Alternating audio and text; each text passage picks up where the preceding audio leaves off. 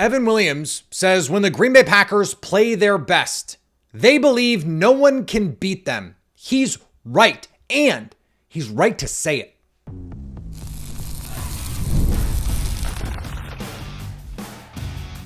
You are Locked On Packers, your daily Green Bay Packers podcast. Part of the Locked On Podcast Network, your team every day. You are Locked On Packers, part of the Locked On Podcast Network, your team every day. I'm Peter Bukowski, and I cover the Packers for The Leap, a newsletter I would love for you to subscribe to. Follow me on Twitter, Peter_Bukowski. Follow the podcast on Twitter, Locked On Packers. Like us on Facebook. Subscribe to the podcast, iTunes, Spotify. Wherever you find podcasts, you will find Locked On Packers, the #1 Packers podcast on the internet. And the show for fans who know what happened, they want to know why and how. Thanks to everyone who makes Locked On Packers their first listen every day.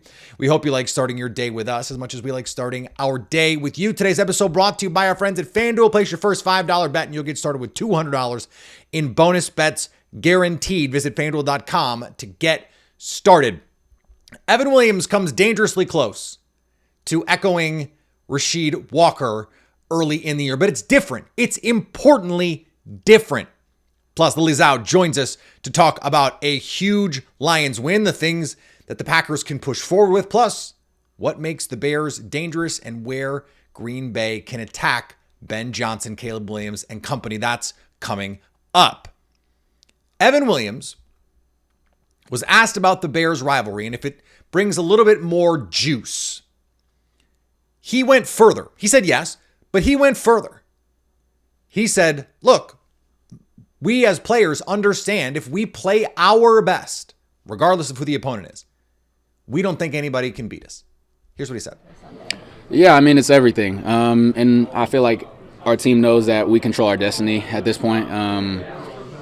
I mean, there's a lot that's to be said about, the Bears and how they're doing right now. And, they put together a hell of a season. But, at the end of the day, I feel like, we all understand if we, go out there, put our best foot forward and play our best ball, that we don't feel like there's a team in the league that can hang with us. So, it's definitely going to be a big game. There's, a little extra hype behind that in that sense. But, no, I feel like we, as a team, we all understand the type of game that it's going to be, the type of physicality that needs to be, put forward. And we're going to, do our best to try to emulate that and, again, put our best foot forward. And this is going to rub some people the wrong way, especially because earlier in the year, after the Packers were playing their butts off to start the season, Rasheed Walker said he thought the team could go undefeated. That is a different thing. That is an importantly different thing. They're saying essentially the same thing. Hey, we don't think anybody can beat us. But what Evan Williams is saying is if we play our best. And the reason he brought it up this week is because you have to play your best against a team like the Chicago Bears because they are opportunistic. They will take advantage of your mistakes. If you play your best, they can't beat you. I believe that. If the Packers play their A game, the Bears do not have a game. They don't have an A game good enough to hang with the Packers. They just don't have the same level of talent. They don't have the same sort of continuity and consistency. If Jordan Love plays an A game and the defense plays an A game, they're going to beat everybody they face. I think their A game is better than every other team's A game. And when you say it like this, and I don't want to get too far into the semantics piece of this, but his point is we understand, we as players understand we have to play our best. And if we do, we're going to win.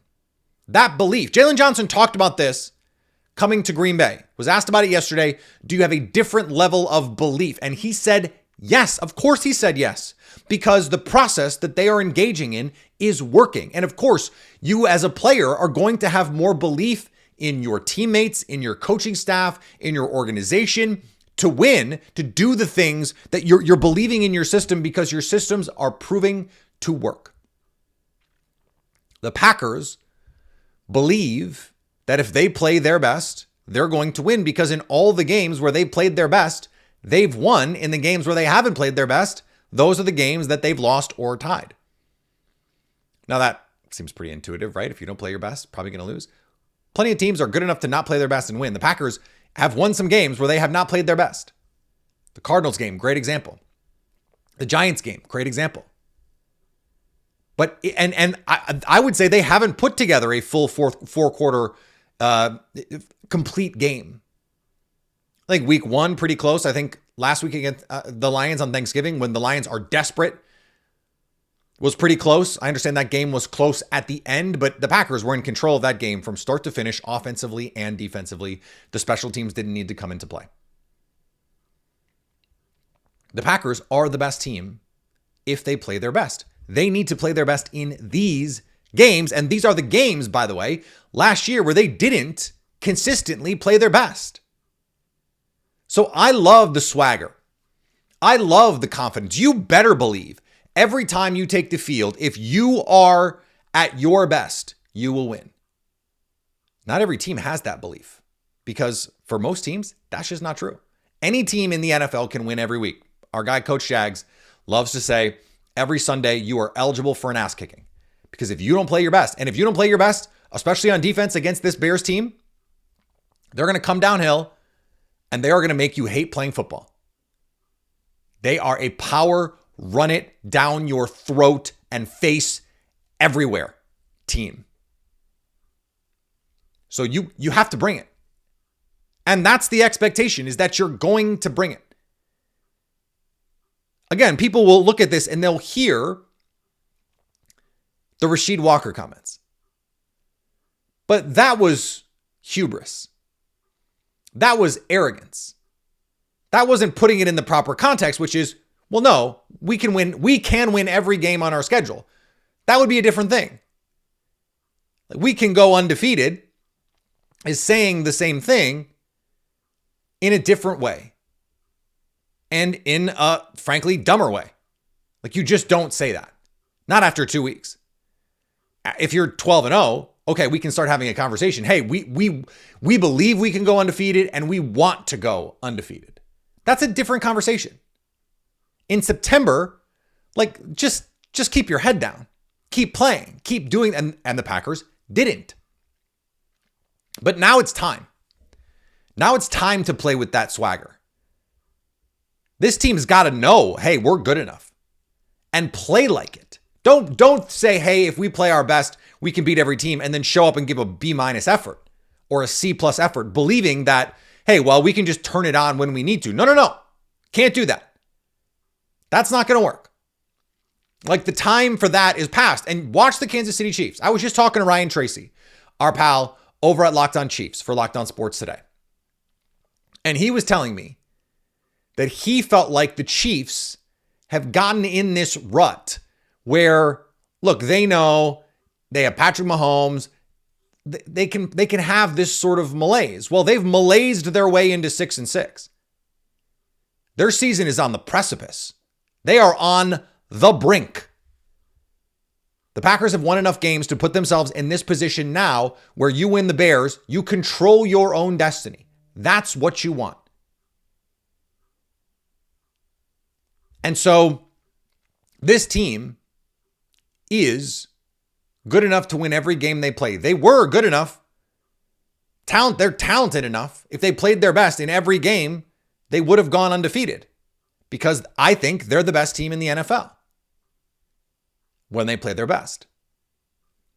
But the thing about the best teams is they play that way consistently. The best teams play that way game in and game out, and their lulls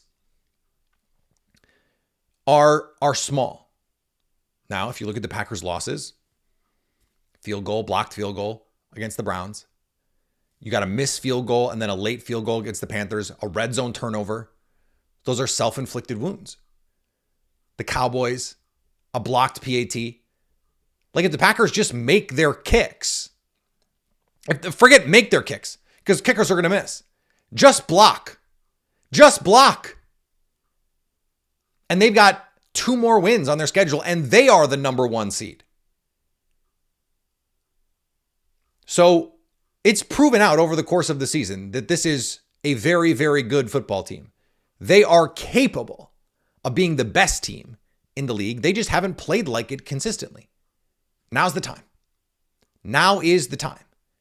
And it is not just okay, it is important that the players are able to vocalize, we believe no one can beat us. Because there's a part of this, like, not to get too woo-woo, but there is a manifestation part of this where you say those things out loud. And it's a way to motivate you. It's a way to motivate your teammates. Hey, we're good enough. Let's play like it. Let's play like it. They've got to do it, or the Bears are every bit good enough to beat them. Let's talk to Lily Zhao. We'll go back in time. We'll talk about the Lions game, Jordan Love, Matt LaFleur, all that good stuff. Plus, look ahead again to this monster matchup with, I don't know if they're the monsters of the Midway quite yet, but they're certainly the Midway. We'll talk about it next.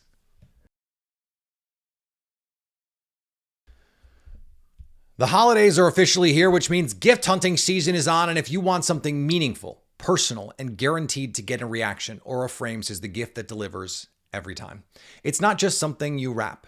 It's a way to share memories, because Aura isn't your average picture frame. You can preload the frame with photos before you gift it. So when you plug it in, the memories are already there. No apps to figure out, no setup headaches, just instant smiles. You can add a personalized message right inside the frame so the gift feels thoughtful the moment it is opened. It's a holiday gift that will actually get used, not forgotten in a drawer. For a limited time, save on the perfect gift by visiting auraframes.com to get $35 off Aura's best-selling Carver matte frames, named #1 by Wirecutter, by using promo code LOCKEDON at checkout. That's AURAFrames.com, promo code LOCKEDON. This deal is exclusive to listeners, and frames sell out fast, so order yours now to get it in time for the holidays. Support the show by mentioning us at checkout. Terms and conditions apply.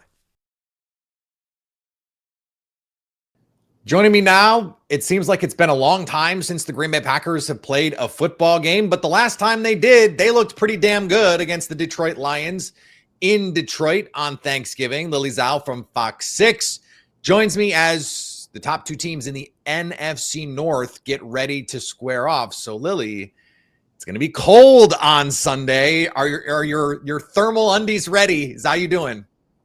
The thermal undies are ready. The thermal everythings are ready. I'm going to be bundled up on Sunday in Green Bay. It's going to be cold. But yeah, it's been a fun week. We're coming off Thanksgiving. We're heading towards, more of the holiday season. So I'm, we'll wear a little red for the holiday cheer, but I'm doing great. How you doing? I'm good. We're actually very coordinated right now. The red and the white. We have this on point right now. Are you a hot hands person? I used to be, but I kind of had to ditch them. I was like, I just got a deal. So I use the big body patch as my hand warmer. So the big body patch. So helps. The things that are made to relax your muscles? Well, no, it's like the hot hands, but it's like the bigger warmer. I think it's for your back or something, but I use that for my hands. Yeah, that's what I'm saying. I that's actually a really good idea. I love that idea. Yeah, and then I toe warmers too. So I'm a big hot hands. If they want to sponsor us. Yeah, would love it. Would love it. Hot hands, reach out. Locked On Packers, a segment with Lily Zhao. We're ready to go. We're ready for you. I have bad circulation to my extremities, being a tall guy. So toes, fingers, they're always cold no matter what. Doesn't matter what I do. So I'm just sort of I just gotta deal with it. I just gotta live. Speaking of just gotta deal with it, other teams have just got to deal with Jordan Love in this offense after what we saw on Thursday. And it seemed like a stark departure from what we've seen for a lot of the year. And Matt LaFleur after the game was like, if I'm going to go down, I'd like to go down swinging. And my first thought was since when, Matt LaFleur? So what do you think? I'm half joking about that, but what do you think made the Packers play so differently on Thursday? I think it's kind of a lot. I think it's, they just, for whatever reason, love playing on Thanksgiving.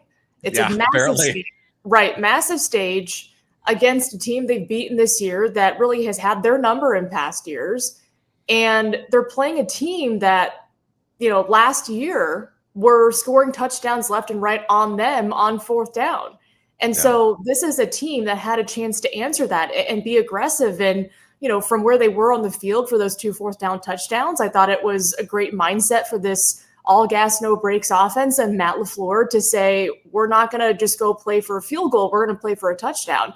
But the difference was this time around, they flat out executed on both sides. I mean, the defense held this Lions offense 0-2 on fourth down, the offense 3 for 3 on fourth down. So the execution level was at a way higher level than it has been as well. And so I think it was just a perfect mix of everything just really going right for Green Bay for them to be able to be that aggressive. But to be that aggressive, they have to execute. And that was the most important thing. There is a track record here of Matt LaFleur being more aggressive when he is an underdog than when he is a favorite. And the Packers are almost a touchdown favorite in this game. So someone needs to tell Matt LaFleur that our friends at FanDuel have installed them as 3-point underdogs at home against the Chicago Bears. And then maybe he'll call the game differently. Lily, I don't know what to tell you. Jordan Love, you mentioned the execution. He's been playing at a really, really high level, despite the run game inconsistencies, receivers in and out of the lineup. Is there something that feels different about him the last, let's say, 6 weeks to you? I think it's just the trust of the offense, the trust of, the guys to be able to chuck the ball down the field and believe that your receiver will be on the receiving end of that deep ball. Yeah. I think I think his ability with his legs to get him out of sticky situations or to gain a couple yards or a first down has really helped elevate his game as well. But I think he's just seeing it at just such a high level right now. Again, you need those game reps, right? You need the game to kind of slow down for you on the field.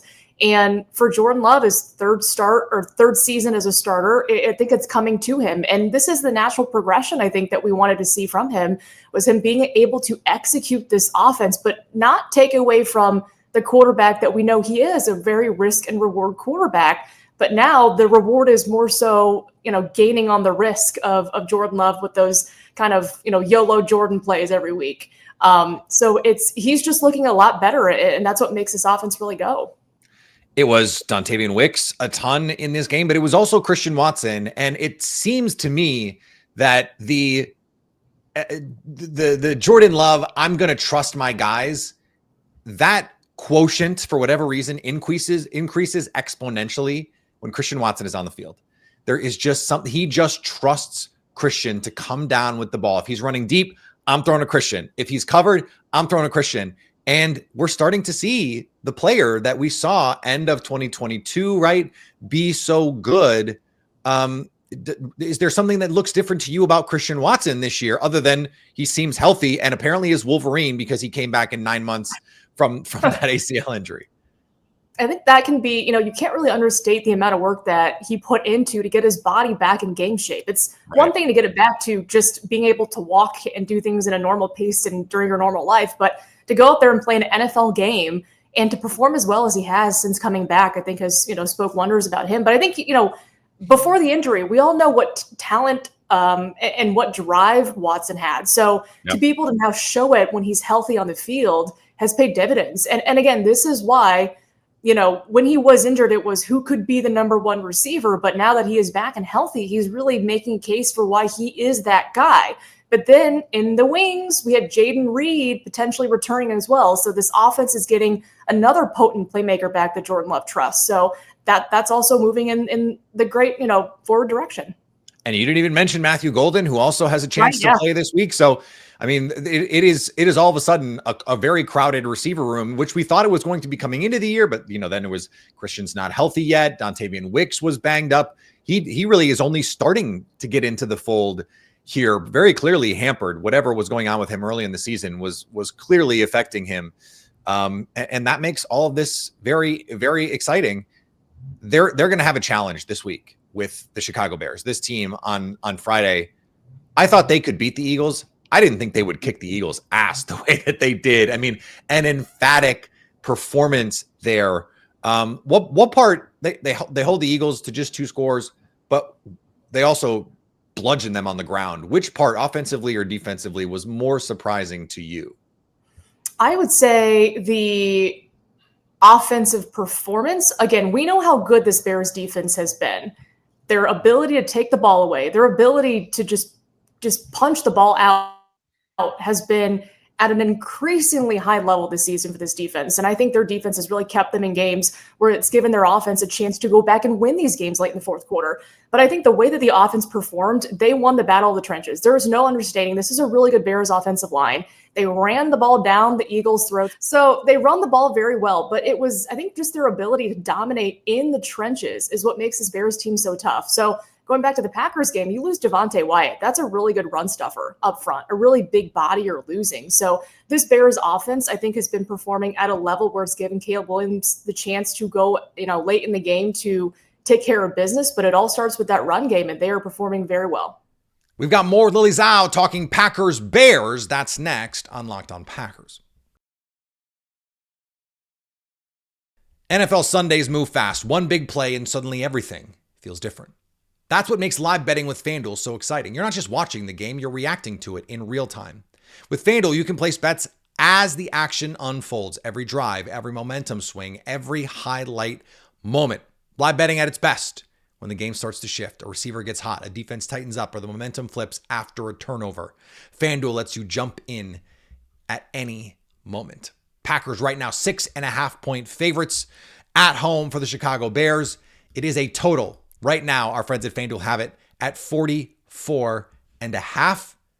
Packers 3-1 on the money line to win this one. If you want to be right in the middle of the action this season, visit FanDuel.com and place your NFL live bets all season long. FanDuel, the game moves fast, and so can you.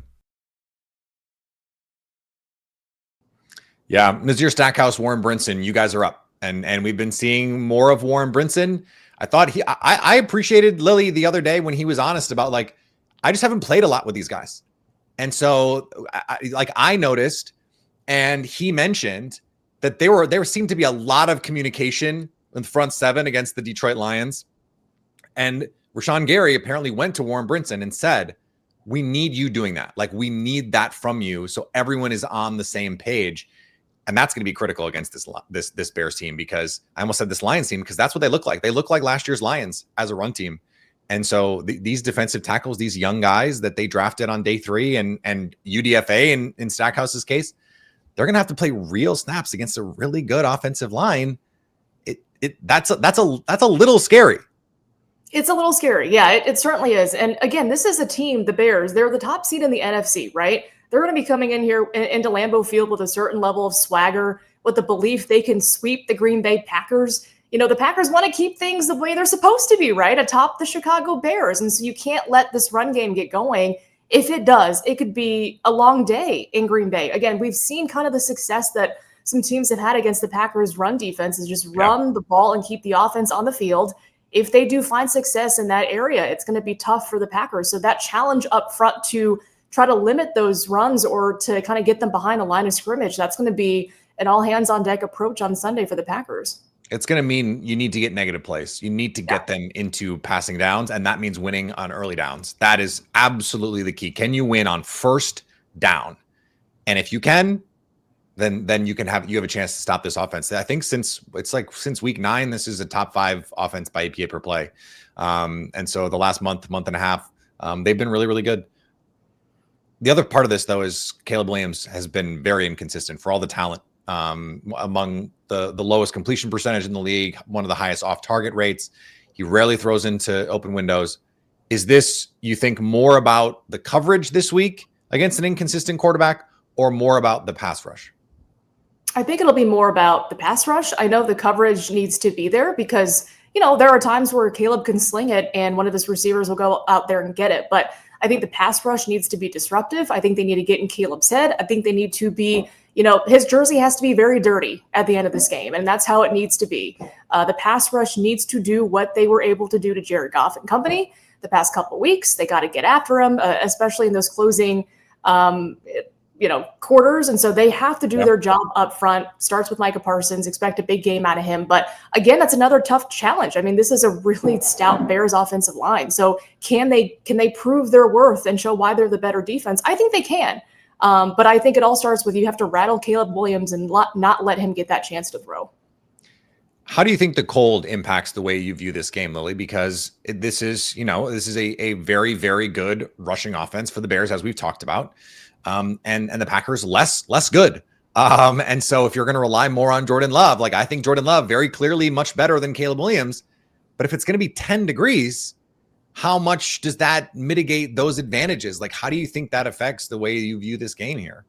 Yeah, I think it means the Bears are going to be running 90% of the time. And until the Packers prove they can stop them, I don't know why you throw a pass unless, it's an easy check down that you get, for the Bears, it's run the football and run it well. But for the Green Bay Packers, it's okay. It's the offensive line, I think, had a better game against the Lions. They moved bodies around.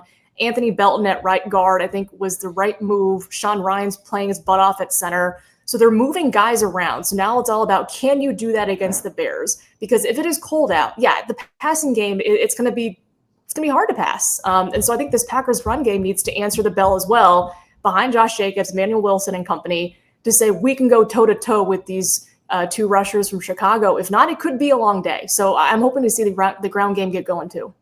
Okay. My last question, as always, if the Packers are able to be successful and get a win, who will be the X factor? Who will be the player that helps decide it for them? It's the boring answer, but I say Jordan Love. I'd say the key for me is do not turn the ball over. The Bears have 26 takeaways this season. Yeah. They thrive on taking the football away. More than 2 a game. It's crazy. Right. They made the Eagles do that in a big setting. You can't turn the ball over. I think it starts with Jordan Love. Don't put the ball in some reckless situations. For your rushers and your pass catchers, hold on to that thing because those guys are going to be coming out there and trying to punch that ball out. But I think it starts with Jordan Love. His predecessor, we can talk about it, owns the Chicago Bears. He has played very well against Chicago the last couple of years. You want to continue that tradition. I think it starts with Jordan. And for the fans that love to point out that the Bears are 1-0 against the Packers in 2025, Jordan Love did not finish that game. Malik Willis played most of that game. Jordan Love has, I believe, if my math is right, still not lost a Bears game in which he has started and finished. So let's remember that part of this. I don't normally do this, Lily, but let me add to what you're saying with Jordan Love. Matt LaFleur. Like it is going to be a difficult line to ride.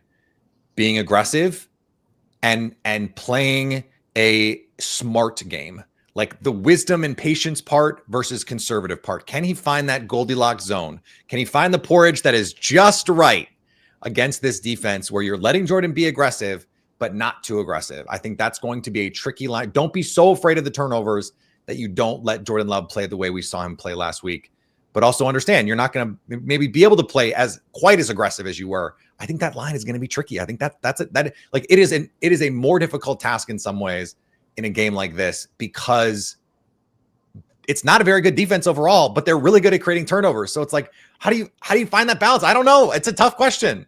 Yeah, it's if the field goal is there, just take the field goal. And depending on what the situation is with the game and the score, sometimes you just got to take the field goal and not try to do too much. We've seen, Dan Campbell and the Lions, you're too aggressive and this is what happens.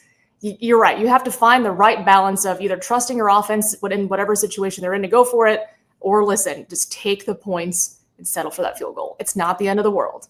Well, but also if it's going to be 10 degrees, like our field goal is tougher. Like that's why this is all so complicated. It's going to be like kicking a brick. I don't know, Lily. This is wild, but I think it's going to be a great game. I think the Packers, I really like the matchup for the Packers. I would like it a little better if it was like going to be 25 instead of 10. Yeah. But we'll see what they're able to do. They've got those industrial heaters on the sidelines. They'll keep the ball warm enough. So we'll see next week. Another big game. There's only big games left, Lily. So it's going to be a sprint to the finish here. Buckle up. It's going to be a fun end of the year. We'll see. And the crazy thing is we'll kind of know what the division picture will look like in a couple more weeks. Yeah. Bears twice in 13 days. It could be over. It could be over in 2 weeks. It really could. All right, Lily. Talk soon. Thanks, Peter. All right. Thanks to Lily for joining the show. Always great to talk with her. By the way, I mentioned on the show yesterday, the MVP odds. They've already moved. Jordan Love already ahead of Dak Prescott. So maybe some money coming in on Senior Love as we come down the stretch here. We are up for a crossover Thursday tomorrow. Can't wait for this one. Lauren Cox from Locked On Bears always does a great job. One of the more level-headed Bears content creators out there. Maybe the only one, frankly. And so Lauren, we are lucky to have on the Locked On Podcast Network, though if he were a shameless homer, we'd have a lot of fun on the show. Anyway, so back tomorrow. Squad show tonight, 7 o'clock Central Time. We will be with you, Brandon Snide, Coach Jags, having a blast, doing what we do, getting you ready for Packers Bears live on YouTube. That podcast will be in your feed. And then, of course, we will be live after the game. By the way, the game in 2 weeks, 2.5 weeks, is now Saturday night. Prime time, the big leagues. It's going to be fun. And so be ready for that. We'll be live after that one too. 30 minutes of Locked On Packers live after the game, then 60 minutes of our Locked On Packers squad show. So follow me on the socials to get all the details there. If you need them, go subscribe on YouTube. You get the notifications so you know when we're ready to go. We'll be going, but we'll be 7 o'clock. 7 o'clock Central Time. We'll be ready for you on Wednesday. And then about a half an hour after the game, the squad show will be going live for 60 more minutes to give you 90 minutes of the best post-game coverage you will get anywhere around the Green Bay Packers. We do that for you so you can stay Locked On Packers.